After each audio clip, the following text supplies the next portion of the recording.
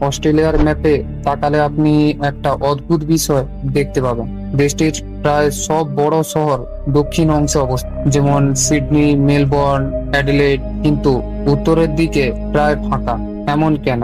আজ আমরা জানবো কেন অস্ট্রেলিয়ার উত্তর অংশে বড় শহর নেই। অস্ট্রেলিয়া পৃথিবীর অন্যতম শুষ্কতম মহাদেশ। এর উত্তরাংশ পড়েছে ট্রপিক অফ ক্যান্সার এর ঠিক নিচে। এবারে আপনার মনে হতে পারে যে ট্রপিক অফ ক্যান্সার কি।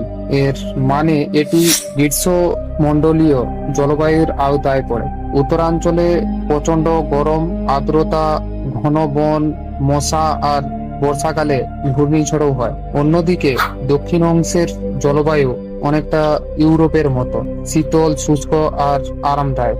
1788 সালে ব্রিটিশরা প্রথম অস্ট্রেলিয়ায় আসে এবং তারা নামে সোজা অস্ট্রেলিয়ার দক্ষিণ অংশে। এবারে আপনার মনে প্রশ্ন হতে পারে যে কেন। এর কারণ হিসেবে বলতে গেলে